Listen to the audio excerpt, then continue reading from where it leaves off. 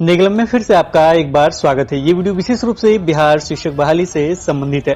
हमने आपको बताया था कि फ्राइडे को हम एक अपडेट लेके आएंगे, बहुत बड़ा अपडेट। इससे पहले जो वीडियोस हमने एक दिन पहले देखा था उसमें राजेंद्र सर से बातचीत हो रहा था, ऑनलाइन की बातचीत चल रही थी कि ऑनलाइन क्या फॉर्म लिया जाएगा, क्या वो रद्द होगा। इससे संबंधित मीटिंग भी था। आज इको पार्क में मीटिंग था। क्या कुछ हुआ मीटिंग में, ये बातचीत करेंगे हम राजेंद्र सर से। फिर हम चलेंगे सचिवालय का अपडेट लेने राजेंद्र सर से ही। तो चलिए वेलकम करते हैं सबसे पहले राजेंद्र सर का। राजेंद्र सर, स्वागत है आपका हिंदी क्लब में। बहुत बहुत धन्यवाद सर, आपको भी। राजेंद्र सर, जो आज मीटिंग था आपका इको पार्क में, वो मीटिंग के बारे में बताइए कि मीटिंग क्या था, क्या वो सफल रहा और आगे की रणनीति के लिए क्या कुछ हुआ मीटिंग में बातचीत। बिल्कुल, आप जानते हैं कि पिछले गत दिनों से बिहार शिक्षक नियोजन प्रक्रिया काफी तेज रफ्तार से चल रही थी। उसमें 90% ये मेधा सूची का जो प्रकाशन भी हो चुका था। अचानक 3-4 दिन के अंदर में उस पर अभी उसकी गति काफी धीमी हो गई और उस पर विराम चिन्ह लगा दिया गया। तो इस पर क्या सरकार की मंशा है, क्या सरकार चाहती है, और आगे जो ओपन कैंप के माध्यम से काउंसलिंग कराना या नियुक्ति पत्र वितरण संबंधी जो शेड्यूल है उसको जारी करने को लेकर के सरकार पर दबाव बनाने के लिए आज बिहार के सभी जिलों से बिहार टेट और सीटेट उत्तीर्ण जो भी अभ्यर्थी थे वो इको पार्क में उपस्थित हुए, काफी संख्या में उपस्थित हुए। और उसमें मीटिंग इस बात की गई कि आखिर शेड्यूल क्यों नहीं जारी किया जा रहा है। यह मुख्य मुद्दा हम लोगों का यही था कि सरकार जो बिल्कुल ही अभी नियोजन प्रक्रिया जो चल रही थी, तो आखिर क्यों नहीं ये शेड्यूल जारी किया गया। इस पर भिन्न भिन्न जिलों से आए हुए हमारे जो भाई बहन थे उन्होंने काफी विस्तार से वर्णन किया, चर्चा की, अपने सलाह भी दिया। उन्होंने सारे लोगों की बात सुनने के बाद में कंक्लूजन के रूप में हम ये कह सकते हैं कि उन लोगों का कहना था कि प्रधान सचिव और शिक्षा मंत्री से पहले बात किया जाए और इस मुद्दा को उनके सामने रखा जाए कि हम लोगों का शेड्यूल कब जारी करना है, उसका डेट हमें फिक्स कीजिए और जल्द से जल्द उस डेट को जारी कीजिए। शिक्षा मंत्री प्रधान सचिव से सारी बातों को रखा जाए और उनको एक अल्टीमेटम भी दिया जाए एक आवेदन के रूप में कि 12 जनवरी 2021 को हर हालत में ये ओपन कैंप के माध्यम से काउंसलिंग और ये नियुक्ति पत्र वितरण करने संबंधी शेड्यूल जल्द से जल्द जारी होना चाहिए। इन्हीं सब बात को लेकर के आज यहाँ इको पार्क में मीटिंग रखी गई थी। उसमें कुछ मुद्दा जो था उस पर आम सहमति बनी। उसमें कहा गया कि पहले तो हम लोग सचिवालय में जाकर के पदाधिकारियों से, मंत्रियों से बात करें। उसके बाद अगर वहां से किसी तरह का दिक्कत होता है या कोई निगेटिव आता है बात, तो हम लोग 10 जनवरी को हम लोग हर एक जिला में एक मीटिंग रखेंगे। जो जिला स्तर का मीटिंग होगा, उस जिला से जितने भी संबंधित अभ्यर्थी होंगे उस मीटिंग में शामिल होंगे। उसमें हर तरह से सहयोग करेंगे, आर्थिक सहयोग करेंगे। और पटना में जब कोई भी डेट फिक्स होगा आंदोलन का, उसमें वो सहभागी बनेंगे, सहयोग करेंगे और पटना की धरती पर वो आएंगे। इस तरह से इसी विषय को लेकर के मीटिंग किया जाएगा। उस मीटिंग में उन लोगों से सहयोग राशि के रूप में कलेक्शन भी होगा और एक उस जिला का जो मेन आदमी होंगे वो एक जो हम वीडियो के माध्यम से जो अकाउंट हम जारी करेंगे उस अकाउंट पर वो पैसा को भेजने का काम करेंगे। उस पैसा से संबंधित 5 लोगों का कमेटी बनाई गई है। उस कमेटी के द्वारा पारदर्शी ढंग से मॉनिटरिंग की जाती रहेगी और उसकी जो अपडेट आप लोग को बीच बीच में दिया जाएगा। कितना कलेक्शन हुआ, कितना हमें पैसा खर्च हुआ, कितना हमें पास बैलेंस बचा हुआ है, इन सारी चीजों की आपको विस्तृत रूप से जानकारी दी जाएगी। इस तरह के जो बातों पर सहमति बनी। अब हम लोग आज जो वहां मीटिंग किए उसमें काफी लोगों का कहना था कि अगर सरकार निगेटिव जाती है तो हम लोग हर तरह से आंदोलन के लिए तैयार हैं। हम लोग उसी तरह की एकता का परिचय देंगे।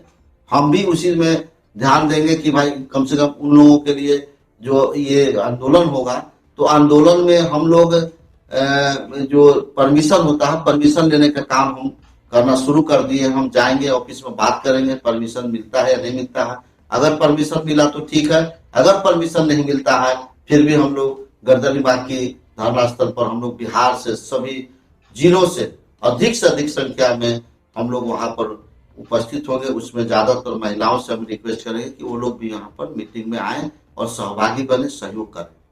और हम लोग पर किसी तरह का डंडा या कोई भी चार्ज होगा, लाठी चार्ज होगा, हम सारी चीजों को बर्दाश्त करेंगे।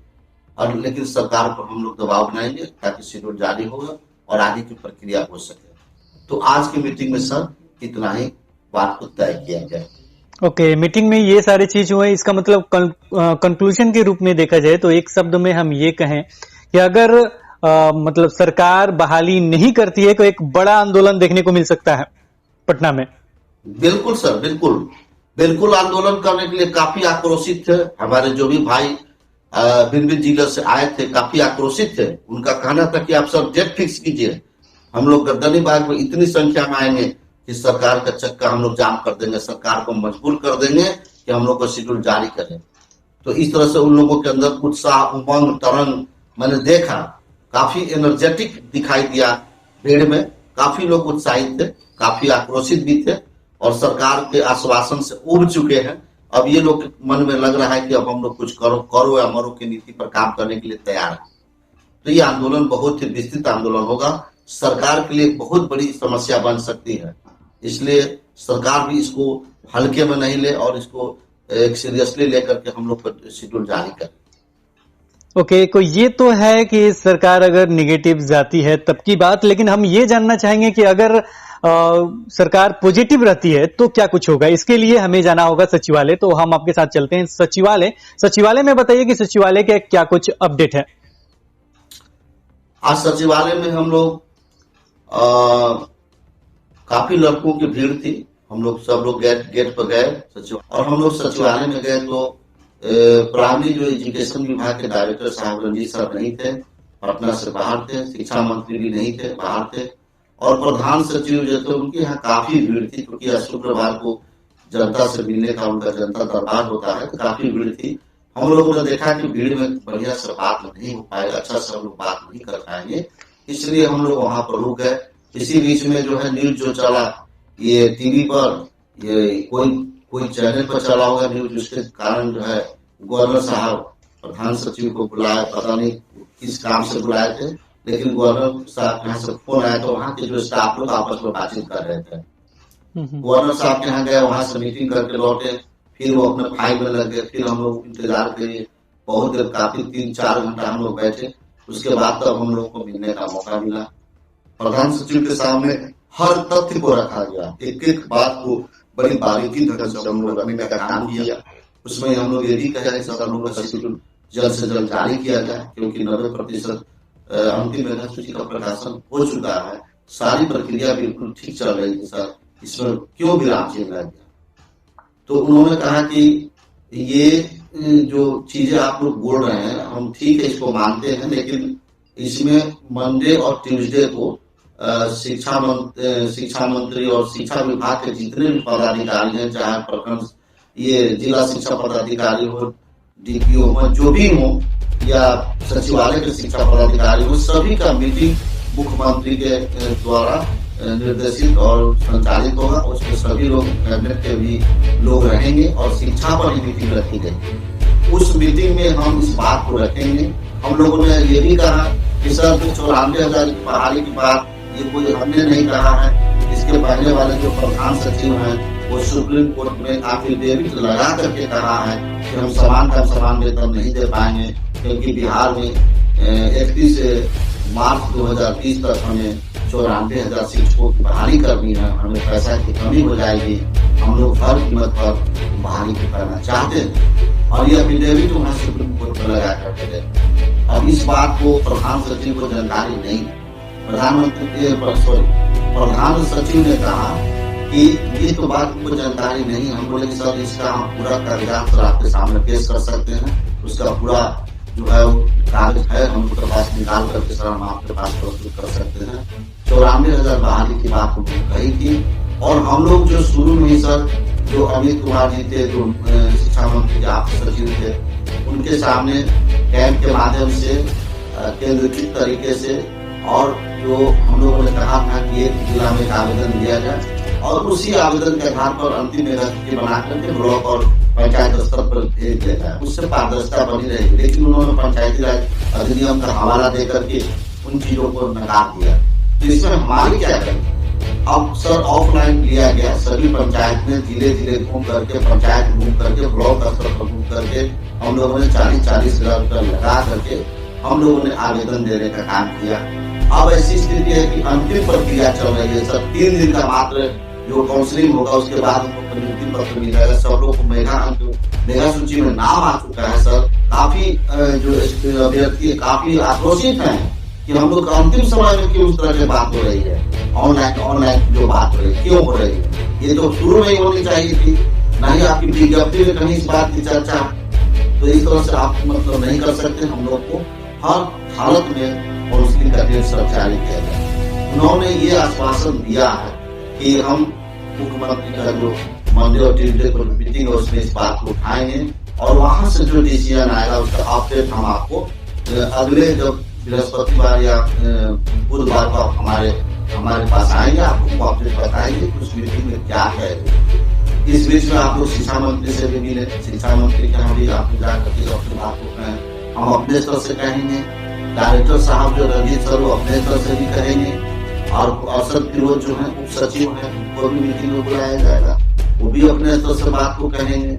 तो उस पर जो सारी बातों की चर्चा होगी या सारी कंक्लूजन लेकर के कोई ना कोई डिसीजन होगा तो उस पर हम आपको अपडेट बताएंगे। लेकिन अभी हम क्या बता सकते, ये बात उन्होंने कही।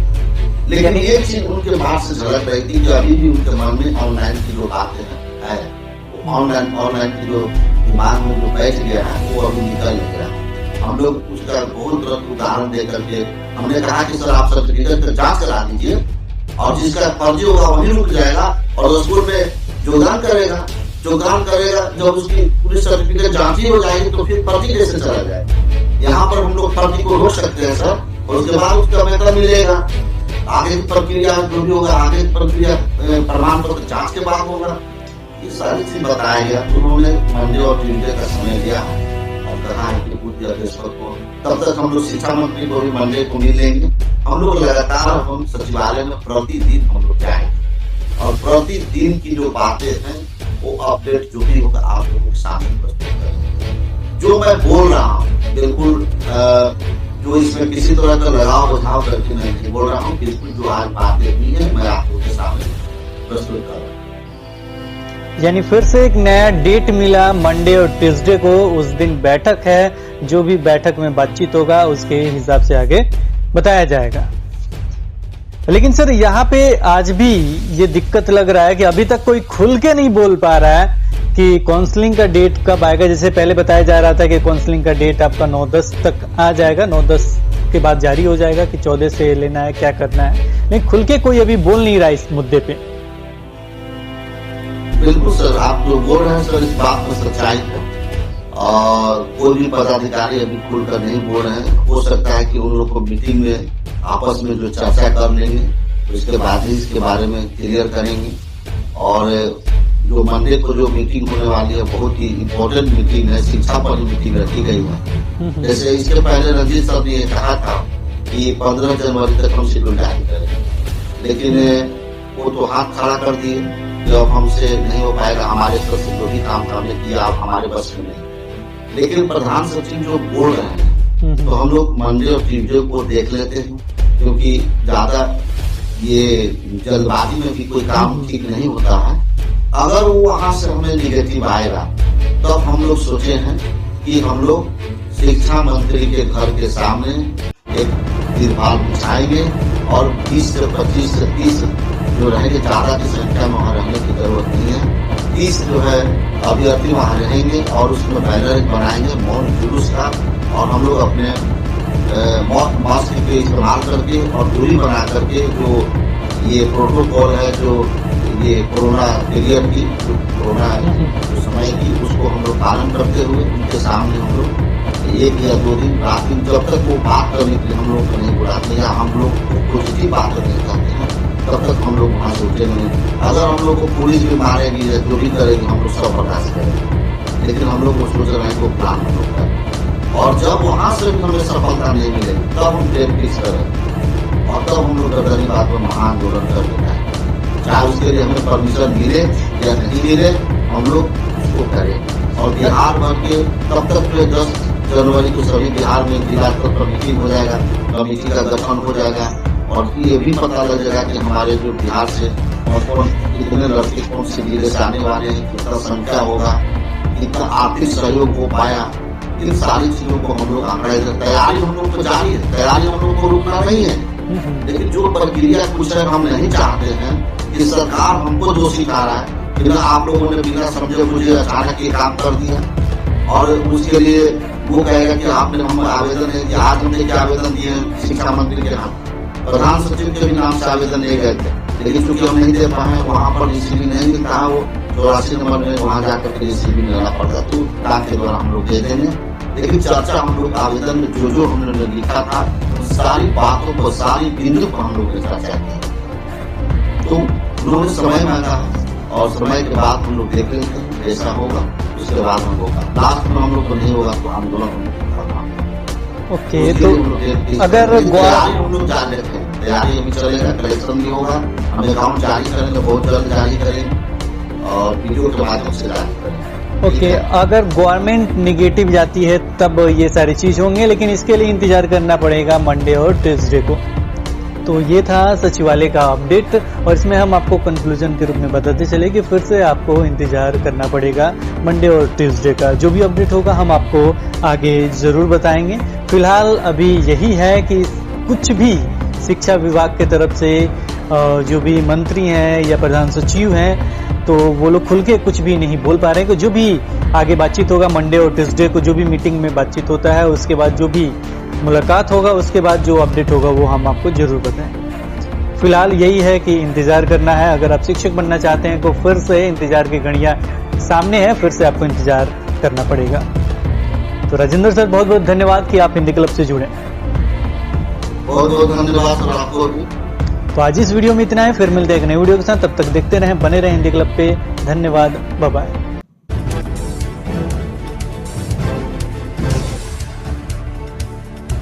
सब्सक्राइब कीजिए हिंदी क्लब को, दबाइए इस बेल आइकॉन को ताकि हमारा वीडियो आपको मिले सबसे पहले। शेयर करें अपने दोस्तों के साथ ताकि वो भी इसका लाभ उठा सके। ये सब बिल्कुल फ्री है।